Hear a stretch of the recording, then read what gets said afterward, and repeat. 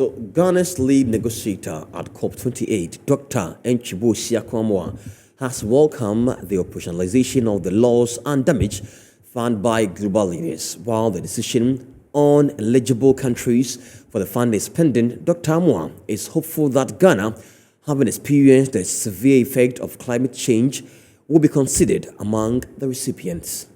So it's been a day of negotiations, discussions and pledges. Even on the first day of COP28, the leaders arrived at a landmark decision to operationalize a loss and damage fund, which is meant to help poorer countries deal with the impact of climate change. Already, we've seen some pledges from the host nation as well as 5 other nations plus the European Union, totaling about $420 million to this fund. The UAE has pledged $100 million, so has Germany, while the United States has pledged $17 million. But what is Ghana's perspective on this loss and damage fund, and what is our position, and how do we seek to leverage this fund? I sat earlier with a director at Ghana's Environmental Protection Agency, who is also the lead negotiator for Ghana at this COP28, Dr. Enchi Boisiako Amwa, who shared some insights. First of all, let me say it is a developing country fund because the initiatives came from developing countries. Last year, around this time, we were not talking about this. Last year, by this time, we were just fighting as to whether to even accept that discussion as an agenda item to even negotiate on. And so we spent so much time and nights in Egypt trying to convince the other part of the world, the developed country parties, that it is important to consider this issue as a global threat. Fast forwarding, in fact, even along that lines, Ghana actually played a very key role because Ghana is hosting the Climate Vulnerable Forum.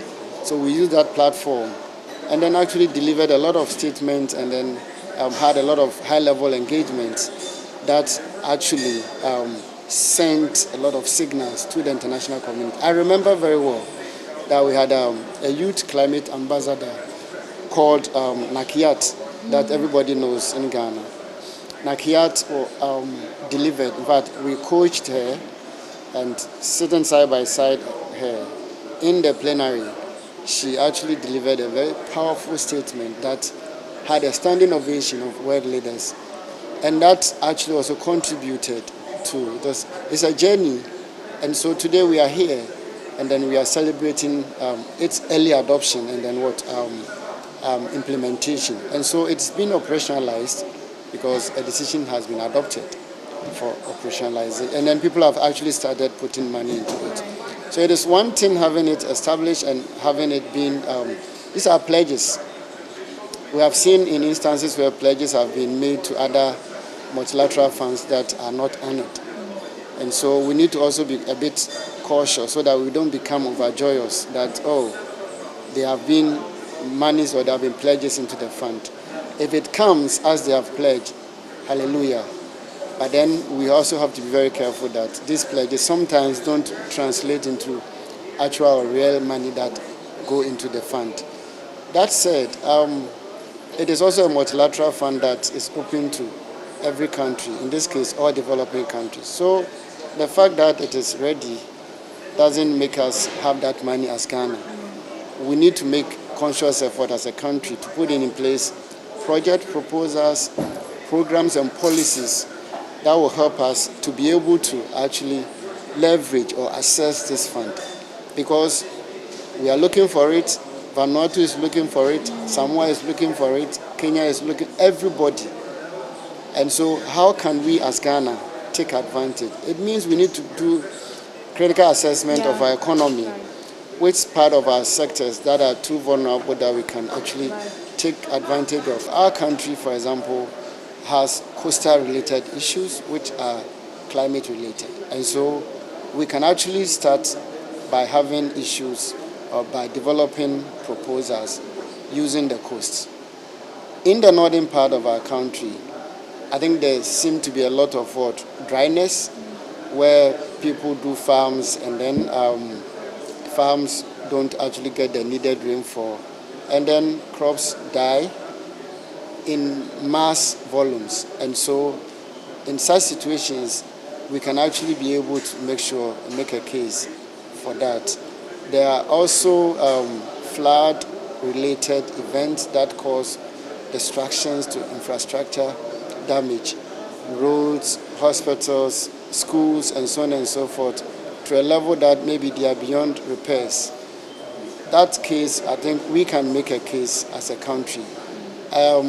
In this, we need to actually make sure that we have a robust data system, that because these things you need to support your claim by what? Data, reliable data and information. And so we need to make sure that we are ready. Readiness is very important, and so readiness in terms of capacity, readiness in terms of data, readiness in terms of information, so that we can be able to take advantage of whatever is going to be in the fund for humanity. Should the U.S. need to contribute much more than they have to this particular fund? Again, they have their national sovereignty to take decisions that they think are okay for them. I'm sure they did their own assessment why they want to contribute that amount. The point is, you have to also make sure that what you are saying, what will be the implications to the rest of the world. And I think the whole world are the best judges whether what they pledged is enough.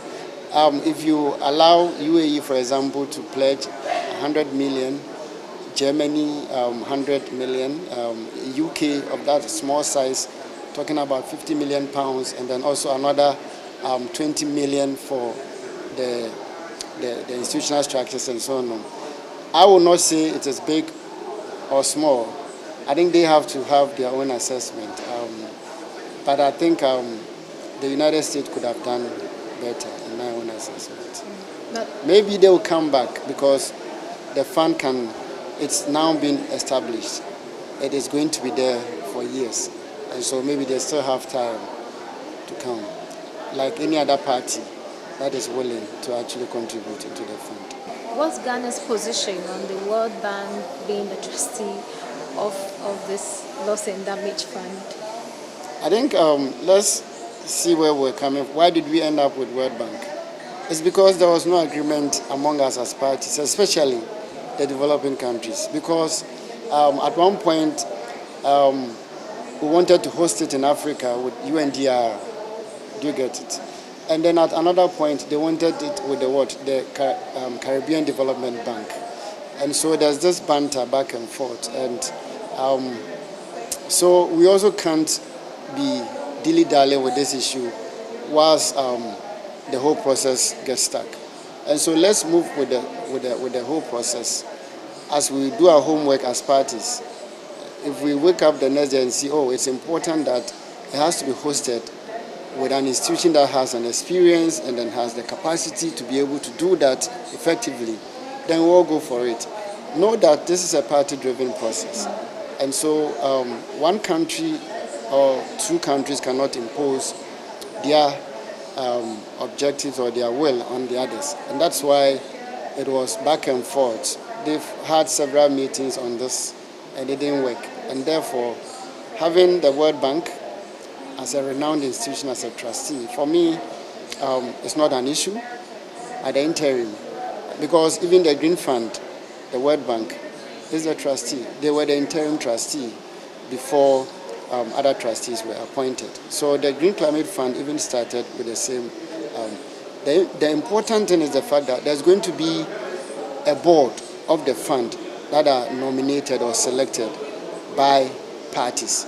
And so this board is actually technically going to be in charge of everything in terms of the governing instrument, in terms of the rules of procedures, in terms of how to assess and so on and so forth. It won't be dictated by the World Bank. This will be done by parties. The World Bank is only going to be there as a trustee under the guidance of the board, and then they will act accordingly. So I think that's what we want to actually. I know, because I was part of that work, that we have actually technically developed what we call Ghana Green Fund. That is the thinking The Ghana Green Fund, once it's adopted and implemented, has a structure where it is going to actually use domestic sources and then also international sources into a central fund owned by the country and then managed by the country, so that this can be able to support that work. As we speak, I think it's with Cabinet for discussions and then also approval.